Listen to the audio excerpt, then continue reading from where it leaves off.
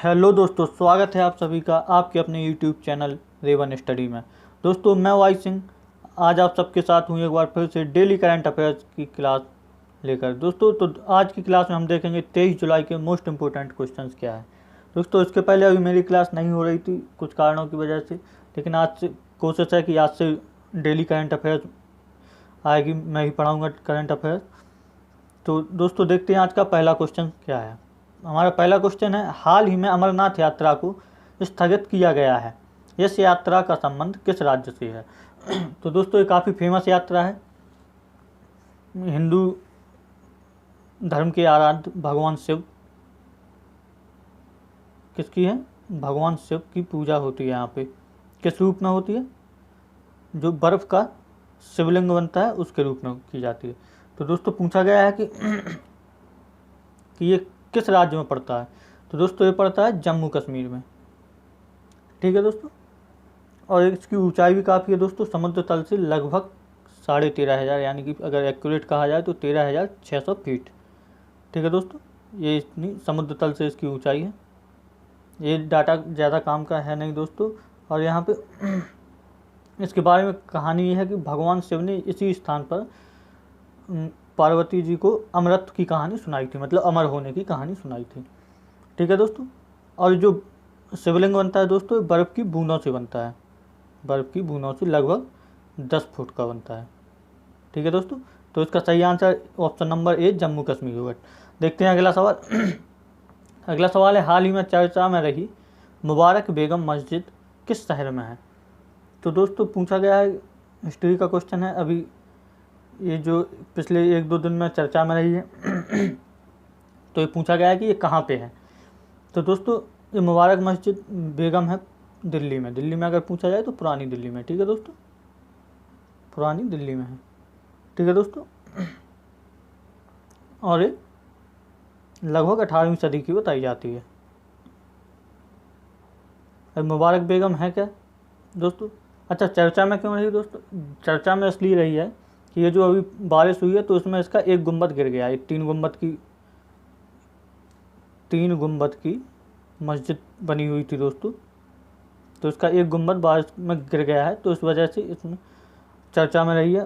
और चर्चा में रहने का मुख्य कारण क्या है, ये जो मुबारक बेगम थी दोस्तों, ये पुणे की हिंदू थी जो बाद में मुस्लिम बनती हैं और उसके बाद मुबारक बेगम के नाम से फेमस होती हैं और मस्जिद का भी निर्माण करवाती हैं। तो इसका ऑप्शन नंबर बी हमारा सही आंसर होगा। ठीक है दोस्तों, देखते हैं अब अगला सवाल। अगला सवाल है हमारा, हाल ही में anti tank guided missile Dhruvastra का सफल परीक्षण कहाँ किया गया। तो दोस्तों, ये इम्पोर्टेंट क्वेश्चन है, याद रखना, नोट भी कर लेना दोस्तों इसको। तो हमसे क्या पूछा गया है कि ये जो एंटी टैंक गाइडेड मिसाइल है ध्रुवास्त्र, नाम क्या है। पहला पॉइंट तो यही नोट करने वाला है कि नाम क्या है, ध्रुवास्त्र। ठीक है दोस्तों, और ये उसका पूछा गया है कि इसका परीक्षण कहाँ पे किया गया है। तो दोस्तों, इसका परीक्षण बालासोर ओडिशा में किया गया है। ठीक है दोस्तों, ये तो हमारे क्वेश्चन का आंसर हो गया। देख लेते हैं इसके बारे में अदर फैक्ट क्या है। पहला फैक्ट तो दोस्तों यही बनता है, इसका नाम क्या है, ध्रुवास्त्र। थोड़ा सा मिस प्रिंट हो गया है दोस्तों, इसको इस तरह से लिखा जाता है, ध्रुवास्त्र। ठीक है दोस्तों, और इसको विकसित किसने किया है, तो विकसित करने वाली संस्था का नाम है DRDO। काफ़ी बार मैं इसके बारे में बता भी चुका हूँ आप लोगों को। और अगर आपसे पूछा जाए कि इसकी नियुक्ति कहाँ पे की जाएगी, मतलब उसको किस बॉर्डर पे लगाया जाएगा, तो इसको खबरों की माने अगर तो LAC पर, जो चाइना के साथ बॉर्डर विवाद चल रहा है। LAC मतलब line of actual control. LOC अलग होता है, वो पाकिस्तान के साथ है दोस्तों, उसका मतलब होता है लाइन ऑफ कंट्रोल। ठीक है दोस्तों, तो ये नाम हो गया ध्रुवास्त्र। बालासोर में इसका परीक्षण हुआ है और ये सफल हुआ है, ये भी क्वेश्चन में ही दिया हुआ है। अगर सीमा रेखा पूछी जाए तो LAC पर लगाया जाएगा। और ये हेलिना बर्ग की मिसाइल है, तीसरा मॉडल है हेलिना बर्ग का। ठीक है दोस्तों, हेलिना बर्ग दोस्तों मिसाइलों की एक श्रेणी है, उसका तीसरा वर्जन है। ठीक है दोस्तों, तो इसका आंसर क्या हो जाएगा हमारा, बालासोर, ऑप्शन नंबर डी। देखते हैं अब अगला सवाल। अगला सवाल है हमारा, हाल ही में ऑल इंडिया लिमिटेड ऑयल, मतलब तेल की जो कंपनी है ऑल इंडिया लिमिटेड के बाघजन तेल कुएं में विस्फोट हुआ है, यह किस राज्य में स्थित है? तो पूछा गया है कि बाघजन का पिछले दिनों काफ़ी चर्चा में भी रहा है। तो हमसे पूछा गया है कि ये जो विस्फोट हुआ है बाघजन कुआं, ये किस राज्य में हुआ है? तो दोस्तों ये हुआ असम में। ठीक है दोस्तों, इसकी कहानी थोड़ी सी पुरानी है दोस्तों, कि इसमें मालूम चलता है कि 28 मई को कोई गैस निकल रही है। ठीक है दोस्तों, इसको फिर 9 जून में आग लग जाती है। तो इसके बाद इसको बुझाया जाता है, काफ़ी हद तक कंट्रोल, मतलब पूरी तरह से नहीं हो पाती है, फिर भी हल्की हल्की आग लगी रहती है और काम रोक दिया जाता है क्योंकि जैसे ही पानी डाला जा रहा था उस पर, तो आग और तेज़ी से बढ़ रही थी।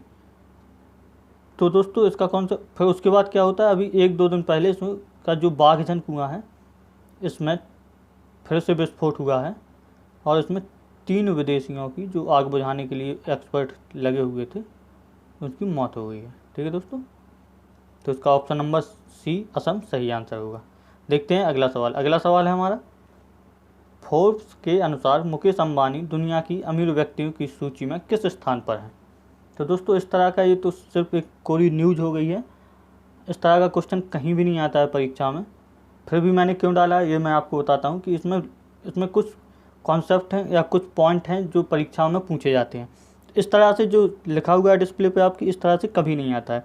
इसमें देख लिया जाए तो अगर आपका सही आंसर क्या होगा दोस्तों, फोर्ब्स की दुनिया की अमीर व्यक्तियों की सूची में दोस्तों 5वें नंबर पर आए हैं ये। पिछले 1-1.5 माह में ये 7वें से 5वें पर पहुंच गए हैं। ठीक है दोस्तों, तो ये तो आपका न्यूज़ हो गई दोस्तों। अब ये फोर्ब्स है क्या? तो दोस्तों एक मैगजीन है, काफ़ी प्रतिष्ठित, या पत्रिका है एक। ठीक है, और दूसरी चीज़, एक ये हुआ मुकेश अंबानी 5वें स्थान पर, ये तो न्यूज़ ही है, ये तो बता ही दिया। अगर आपसे पूछा जाए इनसे आगे कौन है, तो इनसे आगे हैं, पहले स्थान पर कौन है दोस्तों? पहले स्थान पर हैं जेफ बेजोस। ये याद कर लेना दोस्तों, जेफ बेजोस। ये याद करने को मैं क्यों बोल रहा हूँ दोस्तों, कि ये नाम ऊपर नीचे होते रहते हैं, लेकिन मोस्टली यही नाम होते हैं। जैसे हाल ही में आपका कभी भी एग्ज़ाम हुआ तो तुरंत अगर कोई बदलता है, पहले या दूसरे नंबर पर बदला होता है, तो कभी कभी पूछ लिया जाता है। जेफ बेजोस हैं और इनकी कंपनी कौन सी है दोस्तों? अमेजॉन। और ये किस कंपनी से संबंधित हैं, ये भी याद रखना दोस्तों। इस तरह से पूछा जा सकता है जेफ बेजोस का संबंध किस कंपनी से है? तो अमेजॉन की। दूसरे नंबर पर कौन है दोस्तों? काफ़ी फेमस है, बिल गेट्स। इनका नाम तो आप लोगों ने काफ़ी सुना ही होगा। और इनकी कंपनी कौन सी है दोस्तों? इनकी कंपनी है माइक्रोसॉफ्ट। ठीक है दोस्तों, इसके बाद तीसरे नंबर पर कौन आते हैं? तीसरे नंबर पर अगर बात की जाए तो मार्क जुकरबर्ग आते हैं। ठीक है दोस्तों, ये टॉप 3 आपके हो जाएंगे। और ये फेसबुक के हैं, इनका संबंध फेसबुक से, तो इसका ऑप्शन नंबर बी हमारा सही आंसर होगा। तो आपको ये सीक्वेंस याद करना है बस। देखते हैं अगला सवाल। अगला सवाल है हमारा, हाल ही में पैसेज नौसैनिक अभ्यास किन देशों के मध्य आयोजित हुआ? तो दोस्तों ये हिंद महासागर में हुआ है। और किन देशों के मध्य हुआ है? पहली बात तो हिंद महासागर में। ठीक है, और किन देशों के मध्य? भारत और संयुक्त राज्य अमेरिका। तो इसका ऑप्शन नंबर ए हमारा सही आंसर हो जाएगा। ठीक है दोस्तों, इसका नाम याद रखना, पैसेज किन 2 देशों के मध्य होता है? तो भारत और संयुक्त राज्य अमेरिका। ठीक है, अगर पूछ लिया जाए भारत की तरफ से मतलब कौन से, क्या बोलते हैं, जलपोतों ने भाग लिया था, तो INS शिवालिक, एक तो हो गया शिवालिक, दूसरा सह्याद्री, और तीसरा है कामोर्ता, और चौथा है INS राणा। ठीक है दोस्तों, तो ये भारत की तरफ से जलपोतों ने भाग लिया था। और ये कहाँ पे हुआ है? हिंद महासागर, मैंने बता ही दिया है। तो भारत और अमेरिका के बीच संयुक्त सैन्य अभ्यास, वो नौसैनिक सैन्य अभ्यास है। तो इसका ऑप्शन नंबर ए सही होगा हमारा। देखते हैं अगला क्वेश्चन। अगला क्वेश्चन है, हाल ही में टू नज मीडिया अवार्ड 2020 किसे दिया गया? तो दोस्तों ये टू नज मीडिया अवार्ड हाल ही में किसे दिया गया? अर्नब चौधरी को। ठीक है, अर्नब चौधरी को दिया गया है। और टू न्यूज मीडिया अवार्ड दिया क्यों जाता है? TMG ग्रुप यानी टू न्यूज मीडिया ग्रुप के द्वारा दिया गया है। और किस लिए दिया गया है? इनकी जो एनिमेशन फिल्म थी, इनको मरणोपरांत मिला है, ये भी याद करने वाली बात है। Arjun the warrior Prince, Arjun the warrior Prince. ठीक है दोस्तों, तो इसका ऑप्शन नंबर सी। ये क्या थे? एनिमेशन यानी कि मनोरंजन उद्योग में काम करते थे, एनिमेटेड फिल्में बनवाते थे। ठीक है दोस्तों, जो बच्चों के लिए आती है कार्टून की तरह। तो इसका ऑप्शन नंबर सी सही आंसर होगा। देखते हैं अगला सवाल। अगला सवाल है, हाल ही में दक्षिण कोरिया का पहला सैन्य उपग्रह एनासिस सेकेंड किस संस्था के द्वारा लॉन्च किया गया या किया जाएगा? तो ये कहाँ का है? पहला फैक्ट तो हमारा यही बन जाता है, दक्षिण कोरिया का है। और क्या है? पहला सैन्य उपग्रह। अगर इस तरह से पूछ लिया जाए दक्षिण कोरिया का पहला सैन्य उपग्रह कौन सा है, तो एनासिस सेकेंड। अब हमसे पूछा क्या है कि कौन सी संस्था इसको लॉन्च करेगी? तो दोस्तों इसको लॉन्च करने वाली संस्था या कंपनी का नाम है स्पेस एक्स। और याद रखना ये प्राइवेट है। ठीक है दोस्तों, प्राइवेट है। और ये किसकी कंपनी है? एलन मस्क की। ठीक है दोस्तों, एलन मस्क कौन है? स्पेस एक्स के फाउंडर हैं और टेस्ला के भी फाउंडर हैं। टेस्ला जो मोटर कार आती है ना, उसके भी फाउंडर हैं। तो अच्छा, स्पेस एक्स ने हाल ही में एक मिशन और लॉन्च किया था, उसको क्या बोला गया था? 60 स्टारलिंक सैटेलाइट। ठीक है दोस्तों, इस 60 स्टारलिंक सैटेलाइट का मतलब क्या है कि पूरी दुनिया को 60 उपग्रहों के द्वारा घेरा जाएगा। और किस लिए? जो पृथ्वी पर मुफ्त में वाईफाई के लिए, इंटरनेट के लिए। ठीक है दोस्तों, ये इसका दूसरा एक क्वेश्चन ही अलग है, ये तो सिर्फ रिवीजन कर रहा हूँ, इसके पहले मैं डिटेल में बता चुका हूँ। तो स्पेस एक्स इसका ऑप्शन नंबर डी याद रखना दोस्तों। और ये पूछ लिया जाए USA की कंपनी है। ठीक है दोस्तों, देखते हैं अगला सवाल। अगला सवाल है, हाल ही में किस संस्था के लिए कोविड सुरक्षा प्रणाली का अनावरण किया गया है? तो कोविड सुरक्षा प्रणाली का अनावरण किसके लिए किया गया है दोस्तों? ये किया गया है CSIR और CMERI के लिए।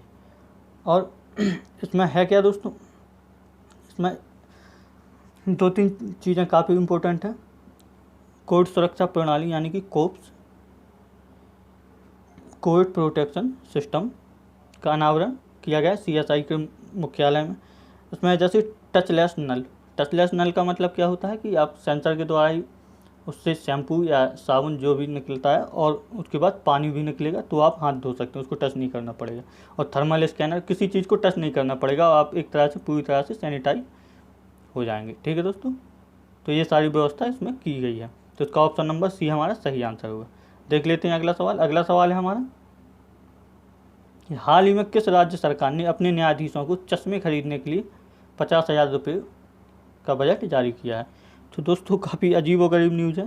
तो न्यायाधीशों के लिए किस सरकार ने किया है? महाराष्ट्र सरकार ने। और इसमें खासियत क्या है इसमें कि जो जज हैं, 50,000 रुपये सभी जजों के लिए हैं, ऐसा नहीं है सिर्फ एक के लिए। उनके जो चश्मे हैं, अब जज के साथ कौन कौन आता है? तो जज के साथ उसकी वाइफ, इस तरह से अगर इनको ज़रूरत हो तो उस जज को भी अलॉट किए जाएंगे पैसे। वाइफ हो गया और पेरेंट्स। ठीक है दोस्तों, तो ये भी इनके साथ जोड़े जाएंगे। तो इसका ऑप्शन नंबर बी हमारा सही आंसर होगा। देखते हैं आज का आखिरी सवाल। हाल ही में किस बैंक ने फेस मास्क व सैनिटाइजर वितरण का देशव्यापी अभियान चालू किया? तो दोस्तों फेस मास्क जो पहनने वाला मास्क है और सैनिटाइजर के वितरण का अभियान किसने चलाया है? PNB ने। और ये पूरे देश में लागू किया गया, चलाया गया पूरे देश में, यानी कि सभी देश में राष्ट्रीय स्तर पर ये चलाया गया है, पूरे भारत देश में। ठीक है दोस्तों, कौन सी बैंक चलाएगी इसको? PNB यानी कि पंजाब नेशनल बैंक। तो इसका ऑप्शन नंबर बी हमारा सही आंसर होगा। तो दोस्तों आज की क्लास यहीं तक थी। अब देख लेते हैं कल का क्वेश्चन क्या था आप लोगों को। कल आपसे पूछा गया था, हाल ही में भारत ने किस देश के साथ साइबर सुरक्षा सहयोग को बढ़ाने हेतु समझौता किया। आप लोगों को काफ़ी अच्छे से डिटेल में पढ़ाया गया था। तो इसका ऑप्शन नंबर ए सही था, इजराइल के साथ। ठीक है दोस्तों, देख लेते हैं अब आज का सवाल क्या है आपके लिए। आज का होमवर्क है, रोशनी नाडर मल्होत्रा को किस कंपनी का चेयरपर्सन नियुक्त किया गया। क्वेश्चन मैं पढ़ के ऑप्शन मैं सुना देता हूँ। Reliance limited, hero MotoCorp Corp, HCL limited, Tata Motors. तो दोस्तों इसका आंसर आप लोगों को पता ही, कमेंट बॉक्स में देना है। ठीक है दोस्तों, मिलते हैं कल दोस्तों फिर इसी समय, तब तक के लिए धन्यवाद।